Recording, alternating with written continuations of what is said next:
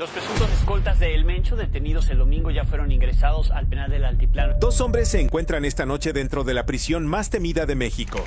Sus nombres son Andrés N. y Genaro N. Fueron las últimas personas que estuvieron al lado del narcotraficante más buscado del planeta cuando el ejército mexicano cerró el cerco sobre un lujoso albergue de montaña en las primeras horas del domingo 22 de febrero de 2026. Esta es la historia completa. ¿Quién era El Mencho? ¿Cómo lo encontró el ejército? ¿Qué ocurrió dentro de ese complejo? Y lo que esos dos sobrevivientes le dijeron a un juez federal que dejó a todos en la sala sin palabras. Para entender el peso de lo que ocurrió en Tapalpa, primero hay que entender quién era realmente Nemesio Oseguera Cervantes, porque el nombre El Mencho no alcanza a describirlo.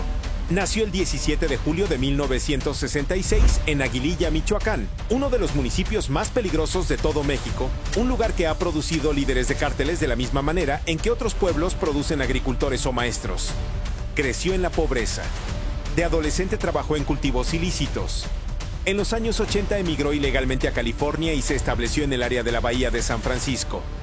Fue arrestado en 1989 por vender narcóticos.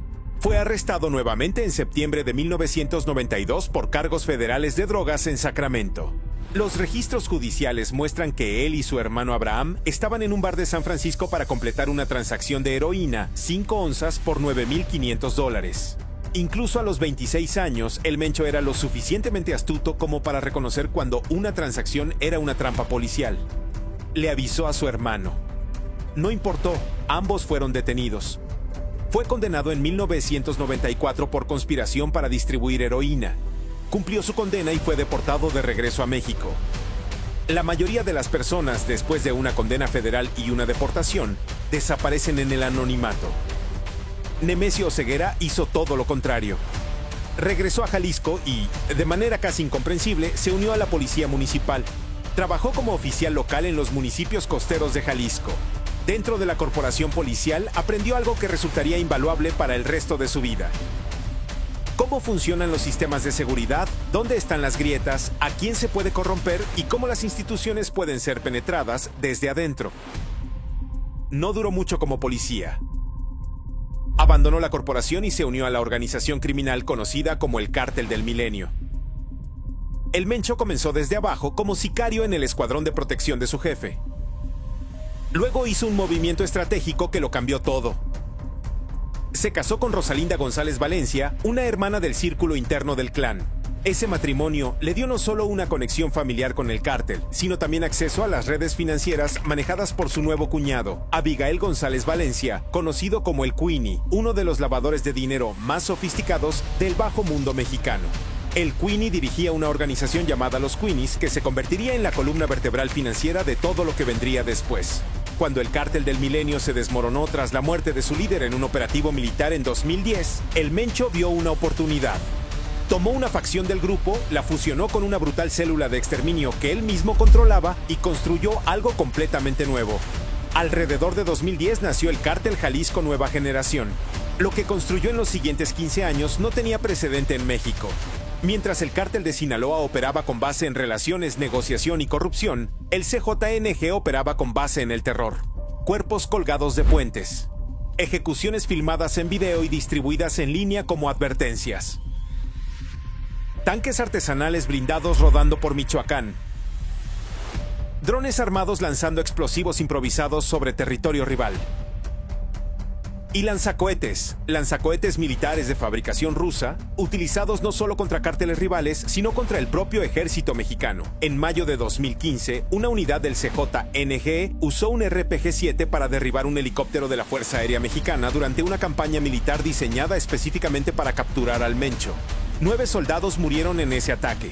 El cártel había declarado la guerra no solo a otros criminales, sino al propio Estado. El Mencho entendía el mercado de las drogas de la misma manera en que un director ejecutivo entiende un sector empresarial.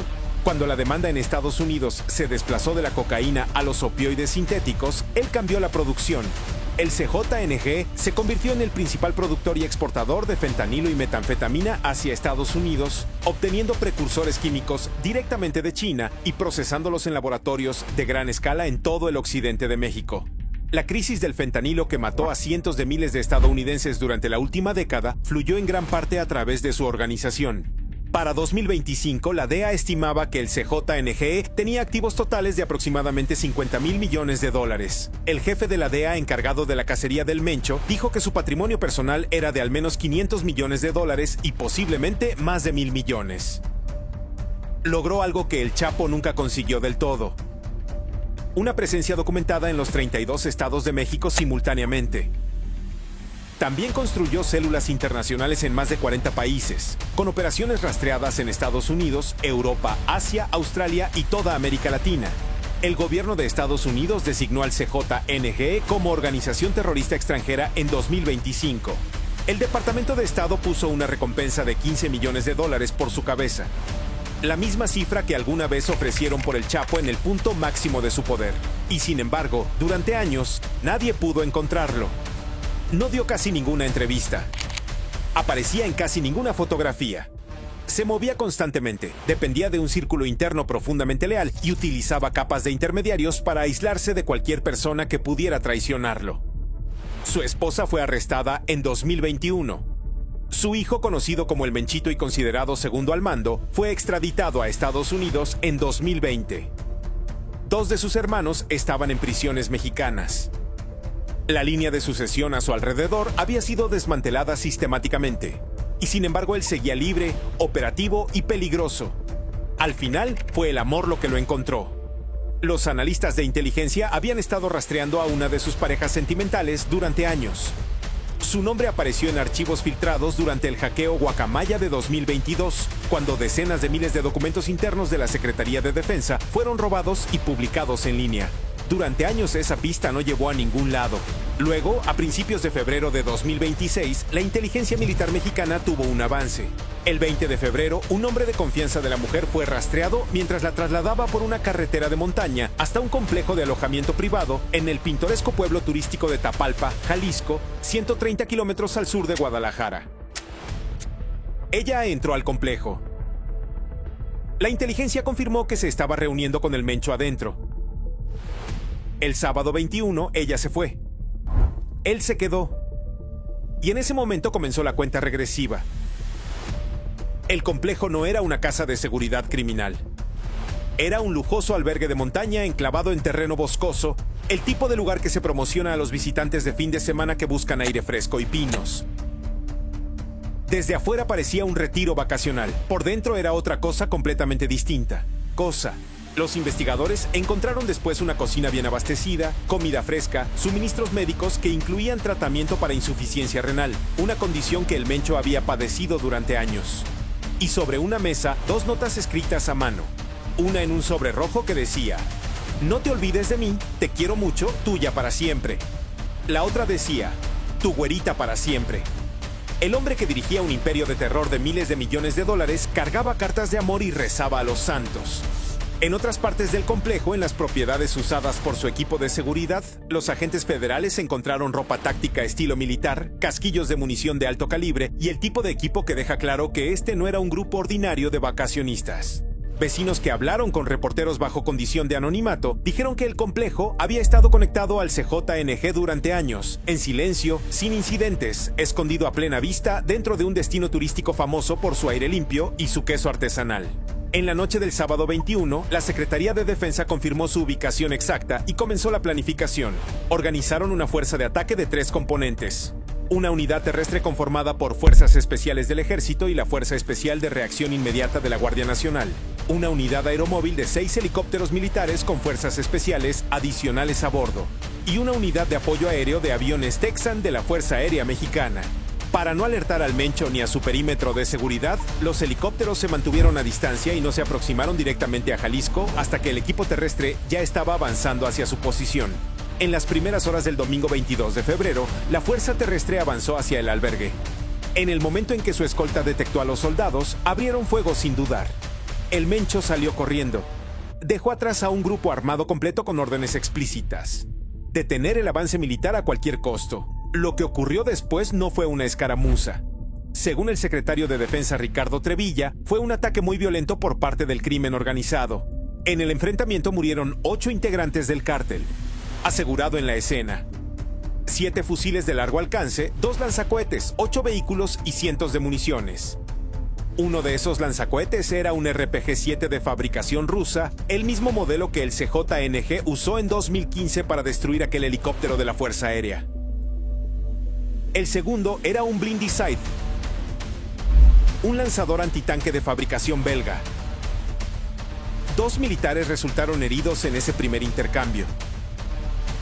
Mientras su retaguardia le ganaba tiempo, el Mencho huyó hacia un bosque denso que bordeaba el complejo. Las fuerzas especiales establecieron un perímetro y los persiguieron a pie entre los árboles. Localizaron al Mencho escondido entre la maleza, agachado entre la vegetación, todavía rodeado de sus escoltas más leales. Un segundo enfrentamiento estalló en el bosque. Sus hombres llevaban otro lanzacohetes hacia esos árboles. Intentaron usarlo. La presión militar era tan inmediata que no pudieron tomar una posición de tiro limpia. El lanzador no fue disparado. Pero en el caos de ese segundo intercambio, los pistoleros del cártel sí lograron impactar uno de los helicópteros militares que sobrevolaban el área. La aeronave sufrió daños significativos y fue forzada a realizar un aterrizaje de emergencia en una instalación militar cercana. Milagrosamente, nadie a bordo resultó muerto. Fue en ese bosque, en ese segundo enfrentamiento, donde Nemesio Ceguera Cervantes recibió un balazo. 2 de sus escoltas también fueron alcanzados. El personal médico-militar evaluó la situación sobre el terreno. Los 3 estaban heridos de gravedad. Se solicitó un helicóptero de evacuación. El Mencho, sus 2 escoltas heridos y un soldado lesionado fueron cargados a bordo. El destino original era un hospital en Guadalajara. En el último segundo, el mando militar cambió de rumbo. Volar al hombre más buscado de México hacia Guadalajara, el territorio natal del CJNG, fue considerado demasiado peligroso. Un intento de rescate, una emboscada, una masacre en el hospital, todo estaba sobre la mesa. Así que el helicóptero fue redirigido al Aeropuerto Internacional de Morelia en Michoacán. Un avión militar de la Fuerza Aérea Mexicana esperaba en la pista. Los cuerpos fueron transferidos y volados a la Ciudad de México. El Mencho y sus 2 escoltas murieron antes de que el avión aterrizara. Su cuerpo fue llevado bajo fuerte custodia militar a las instalaciones forenses federales en la Ciudad de México, donde permanece bajo resguardo hasta el día de hoy, mientras su familia intenta reclamarlo a través de un representante legal. 2 hombres no murieron en ese bosque. Sobrevivieron. Capturados con vida entre la maleza, sometidos por las fuerzas especiales y retirados de la escena. Sus nombres son Andrés N. y Genaro N. Durante 3 días permanecieron dentro del fuertemente custodiado edificio de la Fiscalía Federal en la Ciudad de México, rodeados las 24 horas del día por unidades de la Guardia Nacional. No se publicaron nombres. No se publicaron fotografías. No se dio ninguna información al público hasta las primeras horas del miércoles 25 de febrero. A la 1:30 de la madrugada, vehículos de la Guardia Nacional comenzaron a concentrarse en las calles frente a las instalaciones federales. A las 2:20, el convoy se formó y partió. 3 patrullas federales encabezaban la formación. Detrás de ellas, el elemento central. Un vehículo blindado tipo Rhino que transportaba a los 2 detenidos. Detrás de ese, 3 patrullas federales más formando la retaguardia. El convoy atravesó las calles nocturnas y vacías de la Ciudad de México, cruzó hacia el Estado de México y a las 4:40 de la mañana pasó por los portones del Altiplano, el Centro Federal de Readaptación Social número 1 en Almoloya de Juárez, la prisión federal más segura del país. La misma instalación que alguna vez albergó a Joaquín El Chapo Guzmán. Horas después de su llegada, un juez federal de control presidió una audiencia virtual. La sesión comenzó con periodistas conectados a la transmisión. Antes de que la sala fuera cerrada a los observadores externos, Genaro N. tomó la palabra. Lo que dijo detuvo la sala. Le dijo al juez que el sábado previo al operativo, él y Andrés fueron detenidos sin ninguna justificación legal clara. Dijo que fueron sometidos físicamente, subidos a un helicóptero, transferidos a un vehículo blindado, transportados a instalaciones federales, atados, maniatados y mostrados fotografías de personas que dijeron nunca haber visto en su vida. Dijo que él y Andrés N. no eran escoltas del Mencho. Dijo que no tenían ninguna conexión con el círculo interno del CJNG. Dijo que en el momento de su detención no portaba ningún arma. Luego exigió que los fiscales federales les realizaran pruebas de rodisonato de sodio a ambos, un procedimiento forense que detecta residuos de disparo en la piel y las manos de una persona, para demostrar científicamente que ninguno de los dos disparó un arma durante los hechos en Tapalpa. Andrés N. repitió todo lo mismo. Ambos hombres se declararon inocentes. Ambos hombres alegaron maltrato físico durante su detención, una afirmación que sus abogados defensores dejaron formalmente asentada en el expediente. En ese momento los fiscales intervinieron. Solicitaron que el resto de la audiencia se llevara a cabo de manera privada, citando la sensibilidad de los cargos por delincuencia organizada. El juez concedió la solicitud. Los periodistas fueron retirados.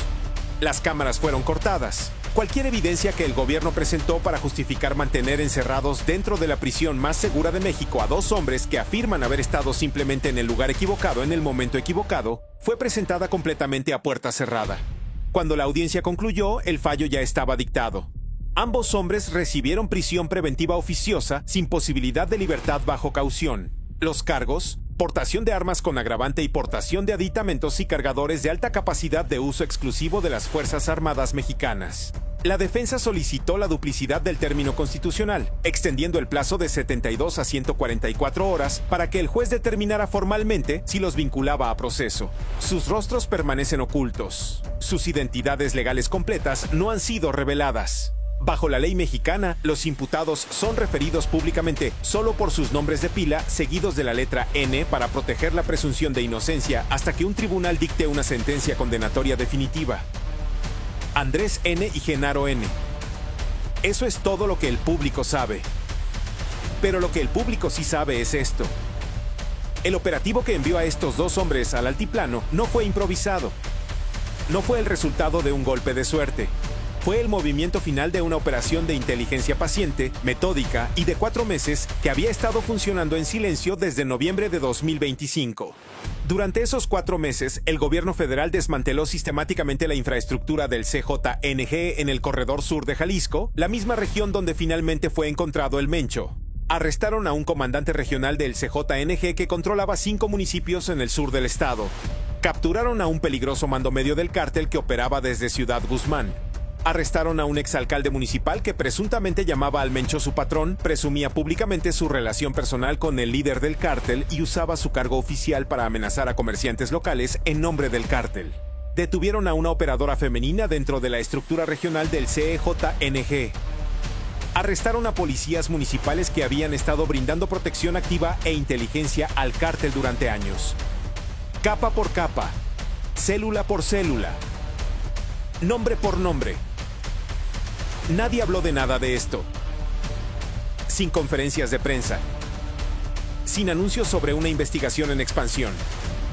Solo 4 meses de trabajo de inteligencia silencioso y metódico, colapsando lentamente la burbuja de seguridad alrededor de un hombre que había evadido la captura durante más de una década.